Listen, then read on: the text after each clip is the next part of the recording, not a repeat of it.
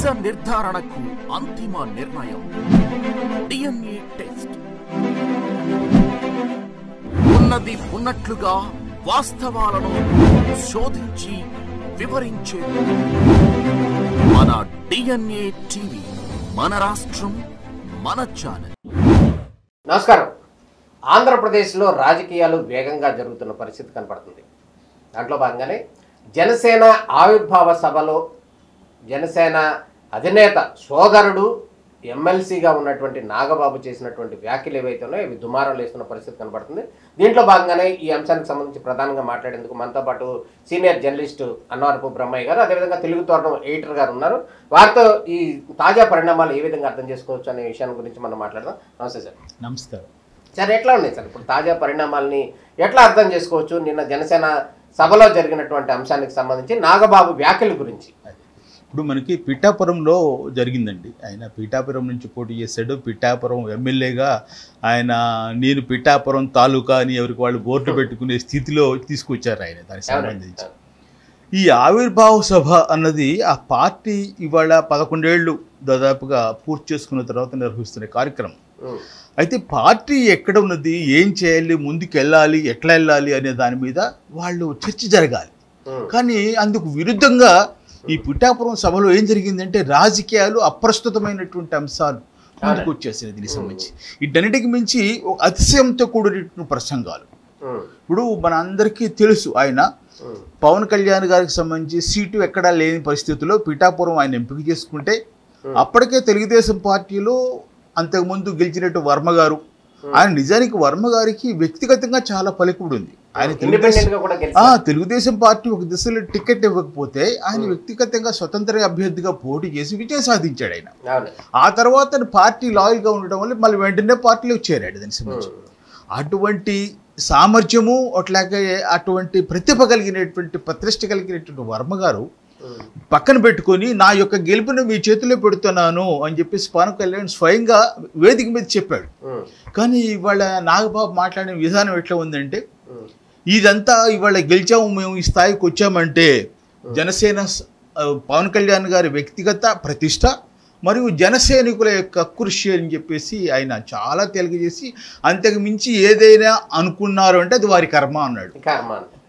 కర్మ అంటే ఇండైరెక్ట్గా వర్మ అని ఆయన ప్రతిబింబించే విధంగా మాట్లాడాడు. దీనికి సంబంధించి అంటే ఇది చాలా తప్పు కదా. ఇవాళ ఒకప్పుడు పరిస్థితులు మర్చిపోయే స్థితి ఉంటుంది. ఇవాళ సోషల్ మీడియా డెవలప్ అయిన తర్వాత ప్రతిదాన్ని రికార్డ్ చేస్తున్నారు. ఒక పక్కన ఇవాళ ట్రోల్ చేస్తున్నారు కదా. సో ఇవాళ నాగబాబు ఇది కర్మ అని చెప్పి అన్నప్పటికీ ఇది కర్మ కాదురా బాబు, మీ అన్న మాట్లాడింది, మీ తమ్ముడు మాట్లాడింది ఇది అని చెప్పేసి ఆ రోజు వర్మని పక్కన పెట్టుకుని ఏమైతే మాట్లాడారో అవన్నీ కూడా ఇవాళ ట్రోల్ చేస్తున్నారు దానికి సంబంధించి. సో దానివల్ల ఏంటి, వాళ్ళే దానివల్ల ప్రతిష్ట కోల్పోయే పరిస్థితి వచ్చింది దీనికి సంబంధించి. సో ఒక మాట్లాడేటప్పుడు పిఠాపురంలో పెట్టారు, అది నియోజకవర్గానికి సంబంధించిన సమావేశం కాదు. నియోజకవర్గానికి పరిమితం అయితే నీ ఎట్లయినా మాట్లాడవచ్చు. నువ్వు దేశం మొత్తం నీ యొక్క ఆవిర్భావ సభ, ఇప్పుడు నువ్వు దానికి సంబంధించి ఎన్డీఏలో భాగస్వామిగా ఉన్నావు, దేశం మొత్తం నీ వైపు చూస్తుంది దీనికి సంబంధించి.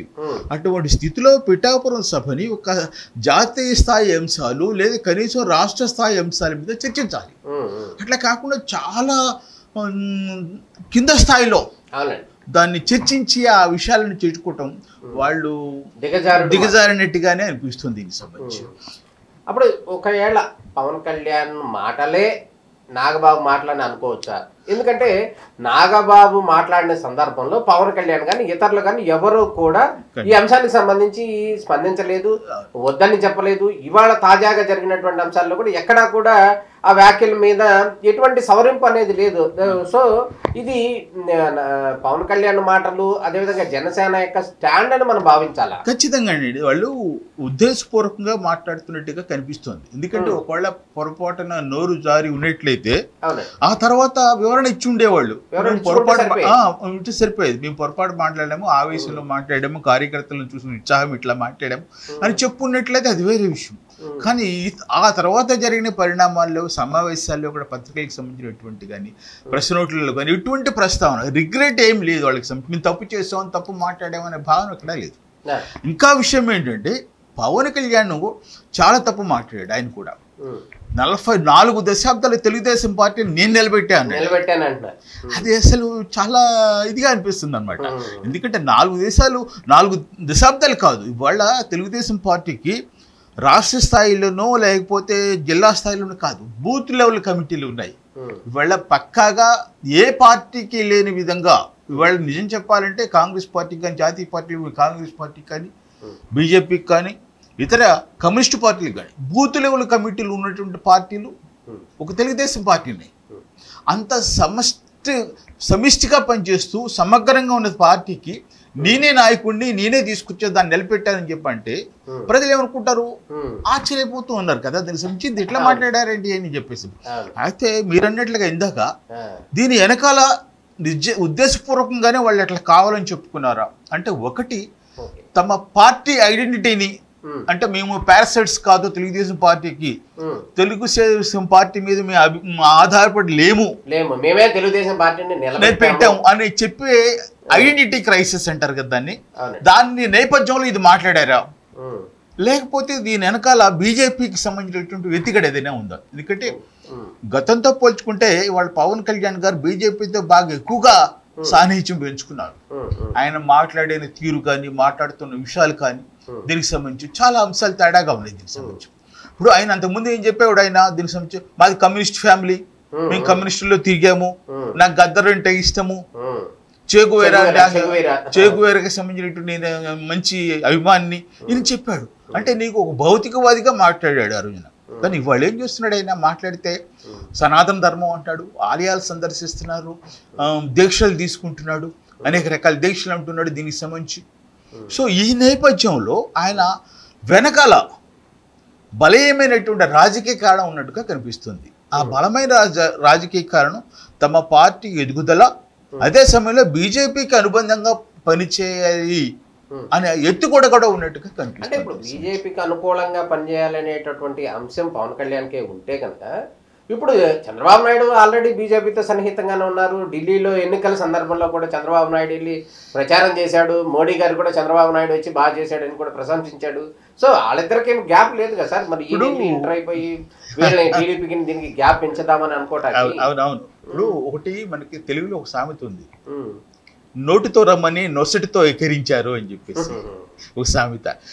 నోటితో చాలా మాట్లాడతాం, నొసటి వాళ్ళ ముఖ కవళికలు మాత్రం నెగిటివ్గా ఉంటాయి దీనికి సంబంధించి. ఇవాళ పవన్ కళ్యాణ్ గారిని చూస్తే అది గుర్తు వస్తుంది నాకు సంబంధించి.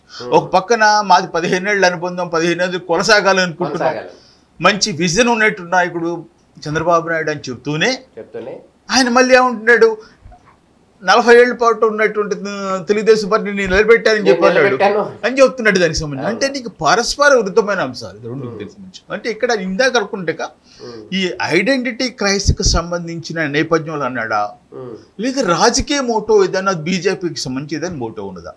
బీజేపీ ఇప్పుడు రాజకీయాల్లో శాశ్వత మిత్రులు, శాశ్వత శత్రువులు ఉండరు. కాబట్టి ఖచ్చితంగా ఇప్పుడు మధ్యలో బీజేపీతో కలిసి ప్రయాణం చేసినప్పుడేగా చంద్రబాబు నాయుడు గారు, మళ్ళీ తర్వాత వేరుగా వచ్చారు కదా, మళ్ళీ వెళ్తున్నారు కదా దాంతో కలిసి వెళ్తున్నారు. కాబట్టి రేపు పొద్దున ఏ పరిణామాలు ఎట్లా జరుగుతాయి, ఏం మారుతాయి చెప్పలేం కదా. సో ఇదే విషయానికి సంబంధించి నాగబాబు యొక్క నోటి దూల ఎక్కువగా ఉంది అనేది సోషల్ మీడియా ట్రోల్ చేస్తారు. ఎందుకంటే గతంలో ఈయన చంద్రబాబు మీద మాట్లాడాడు, లోకేష్ మీద మాట్లాడాడు, బాలకృష్ణ గారి మీద వ్యక్తిగత కామెంట్లు చేశాడు. ఆ విధంగా కనుక మనం గమనించినట్లయితే తాజాగా వర్మ గారి మీద కూడా కామెంట్ చేసినటువంటి అంశం, అంటే ఆయన ఎమ్మెల్సీ అయిన పట్టుమని వారం రోజులు కూడా తిరగక ముందే ఈ విధంగా కామెంట్లు చేయడం అనే దాన్ని ఎట్లా అర్థం చేసుకోవచ్చు? ఇప్పుడు ఆయన ఎమ్మెల్సీనే కాదండి, ఎమ్మెల్సీ కంటే ముందు జనసేనకి ప్రధాన కార్యదర్శి, ఆయన అధ్యక్షుడు పవన్ కళ్యాణ్ అయితే ఒక సోదరుడుగా ఉండి ఆయన ప్రధాన కార్యదర్శిగా ఉన్నారు. అంటే పార్టీని మొత్తానికి దాదాపుగా సమస్థాయిలో అధ్యక్షుడితో పాటు మోస్తున్న వ్యక్తి, ఆ వ్యక్తి ఆ విధంగా మాట్లాడటం అనేది నోటి దూల ఏమిటంటే ఆయన స్వభావరీత్యా ఆయన ఎప్పుడు పడితే ఎట్లా పడితే అట్లా మాట్లాడే స్థాయి ఉన్నటువంటి వ్యక్తి. మనకి గత అనుభవాలు చూస్తే మనకి ఈవెన్ అనేక సందర్భాల్లో విచిత్రం ఏంటంటే ఆయన ఎక్కడ ఈ నోటి దురుసు కారణంగానే గెలవలేకపోయాడు. వాళ్ళ ఎమ్మెల్సీ గవర్నమెంట్ తెలుగుదేశం కూటమి గవర్నమెంట్ నుంచి ఎమ్మెల్సీ అవటం తప్ప కూటమి గవర్నమెంట్ వచ్చిన తర్వాత మాత్రమే ఆయనకి ఎమ్మెల్సీ వచ్చింది. అంతకుముందు పబ్లిక్ లో పోటీ చేశాడు ఆయన. అవును, ఎంపీగా పోటీ చేశాడు, పాలకొల నుంచి చేశాడు. దాని ఎక్కడ ఆయన డిపాజిట్స్ కూడా రావడం కష్టమైన పరిస్థితి ఉంది. ఆ స్థాయి నుంచి ఇవాళ ఇష్టం వచ్చిన మాట్లాడుతున్నాం అంటే ఒక రకమైనటువంటి అతిశయం ప్రదర్శిస్తున్నారు. ఈ అతిశయం వెనకాల ఉన్నటువంటిది ఏంటి, మమ్మల్ని తక్కువగా అంచనా వేయకండి మీరు అని చెప్పడం కోసం.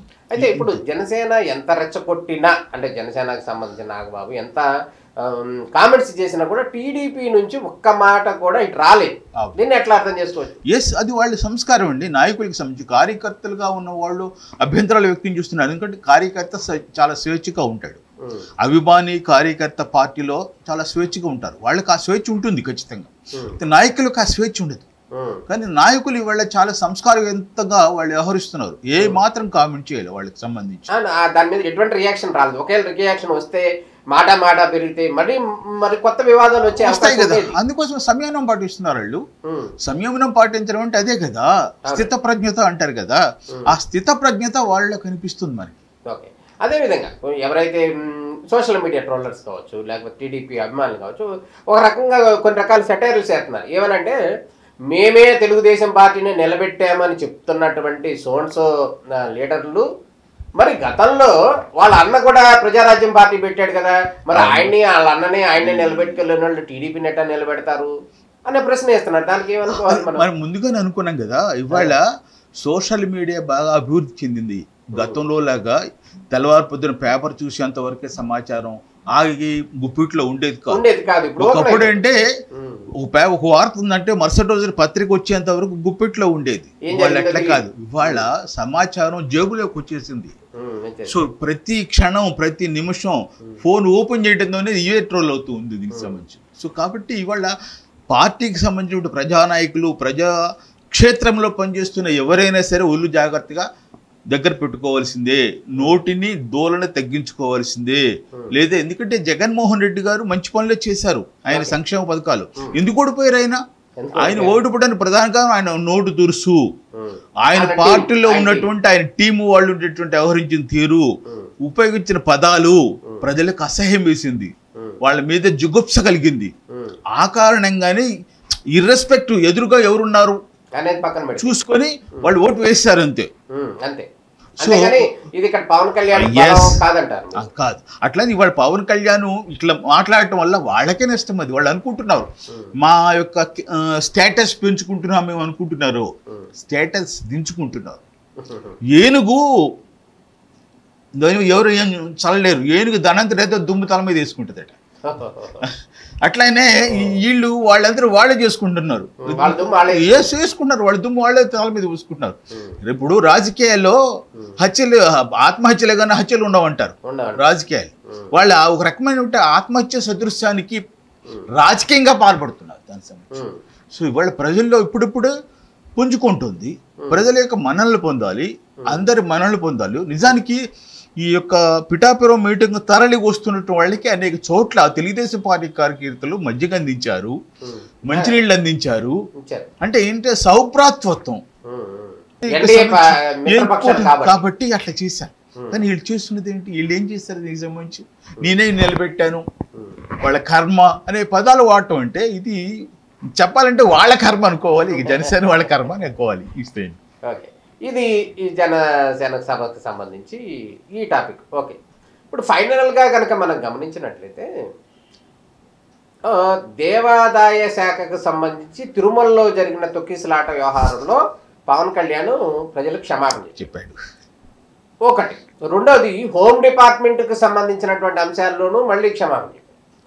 మళ్ళీ మొన్న జరిగినటువంటి కాశీరామకు సంబంధించినటువంటి ఆశ్రమం ఏదైతుందో, అన్న ఆశ్రమం పెట్టేటటువంటి ఆ ఆశ్రమాన్ని కూల్చింది అటవీ శాఖ అధికారులు.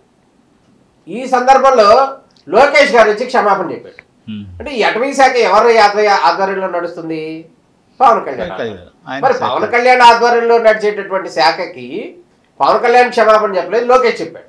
కానీ ఇక్కడ దేవాదాయ శాఖ ఆధ్వర్యంలో జరిగేటటువంటి తిరుమల అంశంలో మాత్రం ఈయన క్షమాపణ చెప్పాడు. దీన్ని ఎట్లా అర్థం చేస్తారు? అంటే ఇక్కడ ఏదో అంతర్లీనంగా జరుగుతుంది అన్నట్టు కనబడుతుంది. ఎందుకంటే మీ శాఖలో ఏం జరుగుతుందో మీరే చూసుకోకుండా పక్కన వాళ్ళ శాఖలో క్షమాపణ చెప్పడం, ఆ విధంగా హైలైట్ అవటం, అటువంటి అంశాలకి ఇది చెక్కుపట్టే అంశం అని అనుకోవచ్చా? ఇప్పుడు ముందాగా అనుకున్నాను చెప్పి పార్టీలో వాళ్ళ కూటమిలో నేను బలమైన నాయకుడిని అని చెప్పడం కోసం, ఈ కూటమిలో నేనే కర్త కర్మ క్రియ అని చెప్పటం కోసం ఒక ప్రయత్నంలో భాగంగానే పవన్ కళ్యాణ్ గారు హోంశాఖకి సంబంధించిన కానివ్వండి, అట్లాగనే తిరుపతిలో జరిగిన సంఘటనలకు సంబంధించి కానీ క్షమాపణ చెప్పడం, అంటే తానే బాధ్యుడు, తానే కర్త కర్మ క్రియ,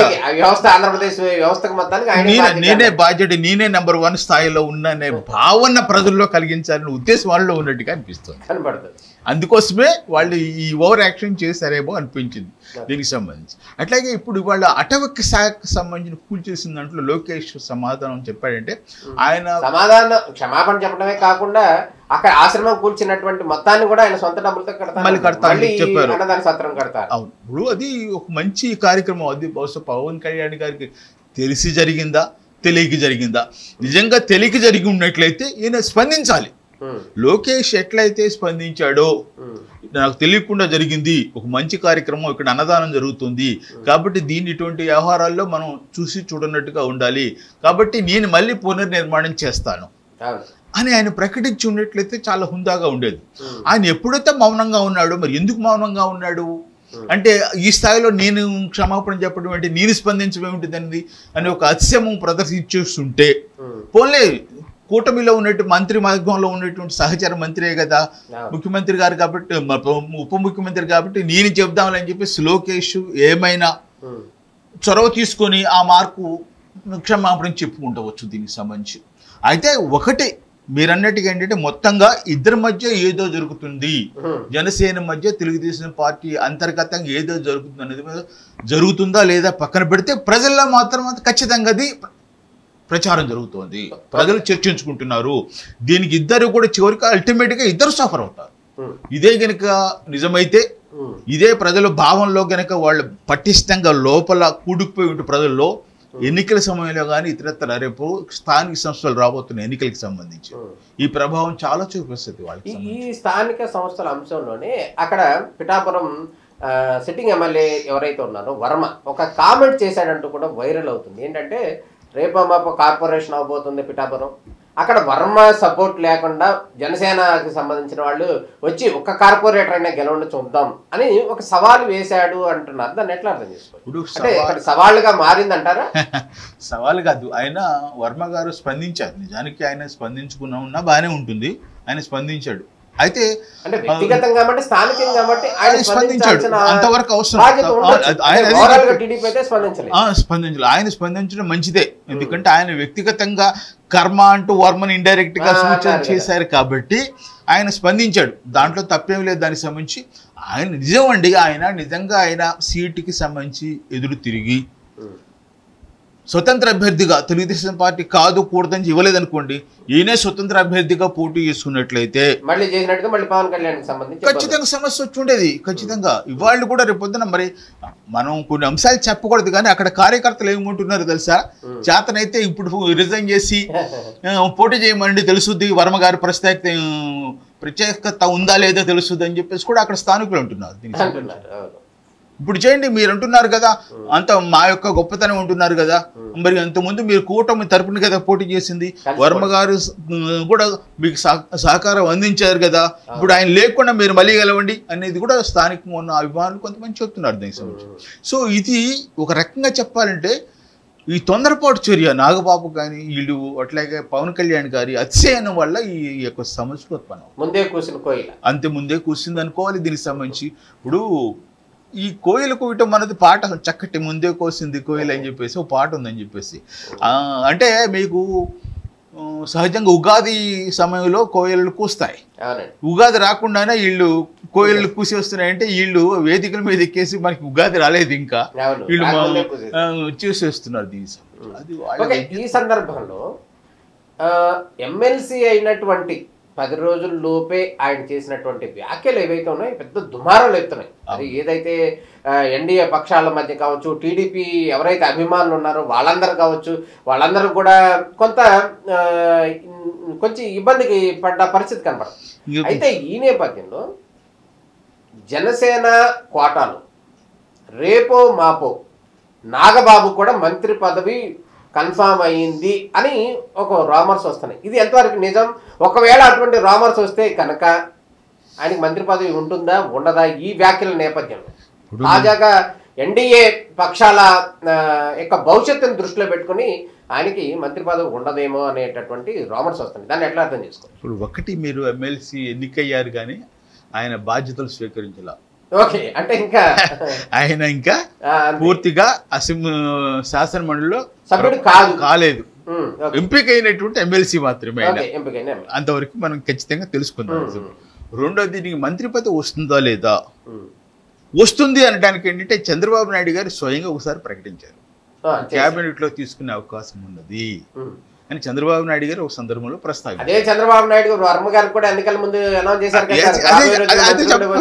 అదే చెప్తున్నా. అదే రాజకీయాల్లో ఎప్పుడు ఏం జరుగుతుందో చెప్పలేము. అది కాబట్టి ఈ జరిగిన నేపథ్యంలో చంద్రబాబు నాయుడు గారు మాట నిలుపుకుంటారా, జరిగిన పరిణామాల్లో మాటను వెనక్కి తీసుకుంటారా అనేది వేచి చూడాలి. అంటే ఈ కూటమి భవిష్యత్తు దృష్ట్యా సో అంతే కదా. ఇప్పుడు రేపు పొద్దున ఇంకో కారణం చూపించవచ్చు, లేకపోతే ఇంకో అంశంలో పక్కన పెట్టచ్చు దీనికి సంబంధించి. అంటే ఒకే కుటుంబంలో అన్న తమ్ముడు ఉప ముఖ్యమంత్రిగా ఉండి అన్నగారు మంత్రిగా ఉంటారా? ఎట్లా ఉంటుంది దానికి సంబంధించి? అవి ఇద్దరి మధ్య సమయం ఎట్లా ఉంటుంది? చంద్రబాబు సీఎం ఉన్నాడు, కొడుకు మంత్రి ఉన్నాడు కదా, చెప్తారు కదా. ఉండొచ్చు దానికి సంబంధించి. అదే నేను చెప్పేది, ఉండకూడదు అని ఎట్లా ఉండొచ్చు, కానీ సమన్వయం ఎట్లా ఉంటుంది, సమన్వయం ఎట్లా ఉంటుంది, ఈ అంశాలు పరిగణలో తీసుకోవాలి. ఇద్దరు ఒకళ్ళ పట్ట ఒకళ్ళు ఈయనో మాట చెప్పి బయటికి వెళ్ళి ఆయన ఇంకో మాట చెప్తే ఇద్దరికి కూడా నోటు మీద అదుపు తక్కువ. వీళ్ళ నాయకులకి జనసేనలో ఉన్నటువంటి ప్రధానమైన ప్రధాన కార్యదర్శికి నోటు మీద అదుపు లేదు అని చెప్పేసి మనకి ఇప్పుడున్నటువంటి ఉదాహరణ చెప్తున్నాయి.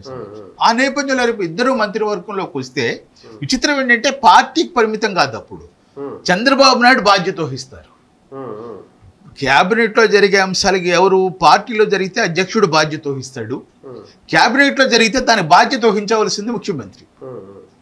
ముఖ్యమంత్రి యొక్క దయాదాక్షిణ్యాలు నిర్ణయం మేరకే మంత్రి పదవులు ఉంటాయి. మనం రాజ్యాంగం ఏం చెప్తుంది? ముఖ్యమంత్రి రాజీనామా చేస్తే మిగతా క్యాబినెట్ మొత్తం కూడా డిజాల్వ్ అయిపోతుంది, అయిపోయినట్టే కదా. సో కాబట్టి అట్లయినా ప్రతి మంత్రి యొక్క మాటలకి పరోక్షంగా ముఖ్యమంత్రి బాధ్యత వహించాల్సి ఉంటుంది. ఇది క్యాబినెట్ సమావేశం అంటే ఉమ్మడి సమావేశం కదా, ఉమ్మడి బాధ్యత. ఆ క్యాబినెట్ సమావేశాన్ని అధ్యక్షత వహించేది చంద్రబాబు నాయుడు.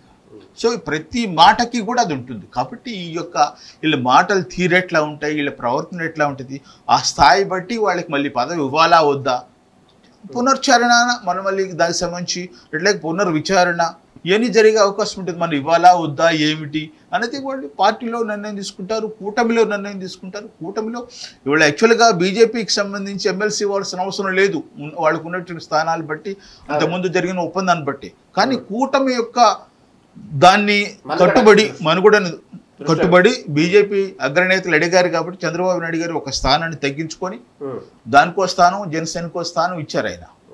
సో కాబట్టి రేపు పరిణామాలు ఎట్లా ఉంటాయనేది మనం చూసి వేచి చూడాల్సింది. అది ఈ అంశానికి సంబంధించి ఇట్లా ఉంటాయి కనుక ఇక జర్నలిస్టులకి సంబంధించి, మీడియాకి సంబంధించి కూడా తెలంగాణ ముఖ్యమంత్రి రేవంత్ రెడ్డి కూడా హాట్ కామెంట్ చేశారు. ఏదైతే ఉన్నారో గొట్టాలు పట్టుకుని వచ్చేస్తున్నారు, ఆథరైజ్డ్ కానివాళ్ళు కూడా జర్నలిస్టులుగా వస్తున్నారు. అసలు జర్నలిస్టులు అంటే ఎవరో మీరే చెప్పండి, అవసరమైతే కూడా ఈ జర్నలిస్టులకు సంబంధించి ఒక చట్టం తెస్తాము అంటున్నారు. అదే కోవలో మనకు ఆంధ్రాలో కూడా అదే వర్షన్ వినపడుతుంది. దీన్ని ఎట్లా అర్థం చేసుకోవచ్చు? మీరు ఒక సీనియర్ జర్నలిస్టు, అదేవిధంగా తెలుగు తోరణం పత్రికకి ఎడిటర్గా కూడా ఉన్నారు. కాబట్టి ఎటువంటి అంశాన్ని మనం వెలుగులోకి తేవాల్సిన అవసరం ఉందా?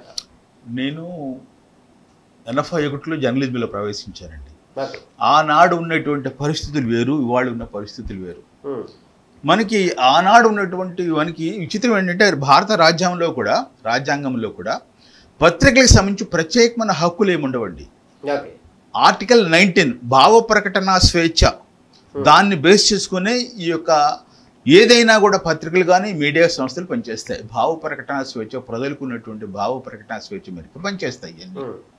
సో కాబట్టి ఇప్పుడు ఇంతకుముందు ఏం చేసేవాళ్ళు అంటే ఒక పత్రికలు మాత్రమే ఉండేది, దానికి ప్రెస్ కౌన్సిల్ ఆఫ్ ఇండియా ఉండేది. పైన ఏదైనా వ్యవహారం వస్తే ఈ వార్త మంచిదా కాదా, దీనివల్ల ఎవరికైనా నష్టం జరుగుతున్నది, ఎవరైనా కంప్లైంట్ ప్రెస్ కౌన్సిల్ ఆఫ్ ఇండియాకి కంప్లైంట్ చేసేవాడు. దానికి సంబంధించి అట్లనే ఈ కాకుండా మామూలుగా ఎలక్ట్రానిక్ మీడియాకి సంబంధించి కూడా ఇప్పటికీ చట్టం లేదు. దీని నేపథ్యంలోనే ఇప్పుడు ఏం చేస్తున్నారంటే మీడియా కౌన్సిల్ని ఏర్పాటు చేస్తున్నారు. ప్రెస్ కౌన్సిల్ ఆఫ్ ఇండియా స్థానంలో మీడియా కౌన్సిల్, ప్రెస్ అనేది తీసేసి మీడియాని పెడుతున్నారు. మీడియాని పెడితే మీకు ఎలక్ట్రానిక్ మీడియా, ప్రింట్ మీడియా అన్నీ వస్తాయి కాబట్టి ఇంకా చట్టాన్ని రూపొందించారు కానీ దాన్ని పాస్ చేయాల. ఆ చట్టాన్ని దానికి సంబంధించి అది చేస్తే ఇవన్నీ వస్తాయి. ఆ చట్టంలోనే ఇది చర్చ జరిగింది. ఇప్పుడు రేవంత్ రెడ్డే కాదు, ఆ మధ్య ఢిల్లీలో ఒక సమావేశం జరిగింది. ఆ ఢిల్లీలో జరిగే సమావేశంలో కూడా యూట్యూబ్ ఛానల్స్కి అసలు డిజిటల్ మీడియా అంటే ఏమిటి, ఎలక్ట్రానిక్ మీడియా అంటే ఏమిటి అనే దాని మీద చర్చ జరిగింది. ఎలక్ట్రానిక్ మీడియాకి సంబంధించి ఓకే, ఇప్పుడు ఆల్రెడీ ఏవైతే ఛానల్స్, శాటిలైట్ ఛానల్స్ ఉన్నాయో అన్ని ఎలక్ట్రానిక్ మీడియా కింద పరిగణిస్తున్నారు. యూట్యూబ్ ఛానల్ ఇతను వాటిని డిజిటల్ ఛానల్స్గా చేస్తున్నారు. ఈ యూట్యూబ్ ఛానల్కి ఎక్కడ నమోదు చేసే ఏది లేదు. ఇవాళకి మనకి పత్రిక ప్రారంభించాలంటే ఖచ్చితంగా RNI కావాలి, register newspapers of India నుంచి, register of newspapers of India నుంచి మనం అనుమతి తీసుకుంటాం. అట్లయినే ఒక ఎలక్ట్రానిక్ టీవీ పెట్టాలంటే గవర్నమెంట్ కమ్యూనికేషన్ డిపార్ట్మెంట్ నుంచి మనం లైసెన్స్ తీసుకోవాలి. ఒక యూట్యూబ్ ఛానల్ పెట్టాలంటే ఏమీ ఎక్కర్లా, ఫోన్ ప్రతి వాడు కూడా రిలీజ్ చేసేయచ్చు. సో కాబట్టి ఈ ఎవరికి వాళ్ళు గొట్టాలు పెట్టుకొని వస్తున్నారు అని చెప్పి అన్నారంటే కారణం ఇదే. దీనికి సంబంధించి ఇవాళ రేపు ఎవరు లోగోలు చాలా ఈజీగా తయారు చేసుకోవచ్చు. ఈ సొంత లోగో పెట్టుకుంటాడు, ఎవరికి వాడు తయారు చేసుకొని తీసుకొచ్చి పెట్టేస్తున్నాడు. చూడటానికి ఇది ఉంటుంది, ఇది నిజంగా దీనికి ఆథరైజేషన్ ఉందా, దీని రికగ్నేషన్ ఏమిటి అనే భావన ఎవరికి తెలియదు. అందుకోసమే రేవంత్ రెడ్డి గారు ఆ విధంగా వ్యాఖ్యానం చేశారు. ఇది విస్తృతమైన సమావేశం, విస్తృతంగా దీని మీద చర్చించాల్సిన అవసరం ఉంటుంది. ఆంధ్రప్రదేశ్లో కూడా యూట్యూబ్ ఛానల్స్కి అక్రెడిటేషన్ ఇవ్వాలి, గుర్తింపు ఇవ్వాలి అనేటటువంటి ఏదో ఒక ప్రతిపాదన జరుగుతుంది అనే ఒక అంశం తెర మీదకి వస్తుంది. ఇప్పుడు ఆంధ్రప్రదేశ్తో పాటుగా రేవంత్ రెడ్డి గారే చెప్పారు, మీరు చెప్పండి ఎట్లా చేస్తే బాగుంటుంది అని చెప్పేసి. ఆంధ్రప్రదేశ్లో ఆలోచనలు ఉన్నాయి. సెంట్రల్ గవర్నమెంట్ నేను చెప్పిన కదా, మీడియా కౌన్సిల్కి సంబంధించి ఏర్పాట్ల సందర్భంలో భాగంగా ఢిల్లీలో సమావేశం జరిగింది. యూట్యూబ్ ఛానల్స్కి ఇవాళ వద్దా, అసలు ఛానల్ అంటే ఏమిటి, దీని న్యూస్ దేన్ని పరిగణించాలి. ఎందుకంటే ఇవాళ యూట్యూబ్లో మనం ఒక న్యూస్ ఒకటే రావట్లేదుగా, ఎంటర్టైన్మెంట్కి సంబంధించిన అంశాలు కూడా వస్తున్నాయి, మీమ్స్ వస్తున్నాయి, చాలా చాలా టిక్ టాక్ స్టోరీస్ వస్తున్నాయి. టిక్ టాక్ కూడా రేపు నాకు కూడా అక్రెడిటేషన్ ఇవ్వమని అడుగుతాడు దానికి సంబంధించి. అంతే కదా సహజంగా నువ్వు ఇవ్వటం ప్రారంభించిన తర్వాత. సో కాబట్టి దీనికి విధి విధానాలు ఖచ్చితంగా ఫైనల్ చేయాల్సిన అవసరం ఉన్నది. సీనియర్ పాత్రికేయులు ఉన్నారు, ఈ రంగంలో పనిచేసినట్టు నిష్ణాతులు ఉన్నారు, వాళ్ళందరితో కూర్చొని విధి విధానాలు ఫైనల్ చేసిన తర్వాత యూట్యూబ్ ఛానల్కి ఇవ్వచ్చు. కానీ దానికి ఒక ప్రాతిపదిక ఉండాలి. యూట్యూబ్ ఛానల్ నువ్వు ఎట్టయితే అక్రెడిటేషన్ ఇవ్వడానికి ఏం చెప్తున్నావు, అక్రెడిటేషన్ ఇవ్వడానికి ఇన్నేళ్ళ అనుభవం ఉండాలని చెప్తున్నావు, ఈ పద్ధతిలో ఉంటేనే నువ్వు అక్రెడిటేషన్ ఇస్తేనే ఇస్తామని చెప్తున్నావు. అట్లానే అది యూట్యూబ్ ఛానల్కి సంబంధించి కూడా ఎవడు పెడితే వాడు కాకుండా న్యూస్ కంటెంట్ ఇవ్వాలి. ఆ యూట్యూబ్ ఛానల్ కూడా సమాచార శాఖ దగ్గర నమోదై ఉండాలి, ముందుగా నమోదు చేసుకోవాలి. ప్రతి ఇన్ని కంటెంట్కి సంబంధించి ఇట్లా ఉండాలి, ఏదైతే నిబంధనలు ఉన్నాయో అక్రెడిటేషన్ ఇవ్వడానికి వాటిని కూడా ముందు నమోదు దగ్గర నుంచి ప్రారంభించి ఇవన్నీ చేస్తే బాగుంటుంది. ఇది ఈనాటి స్పెషల్ అనాలిసిస్. నమస్కారం.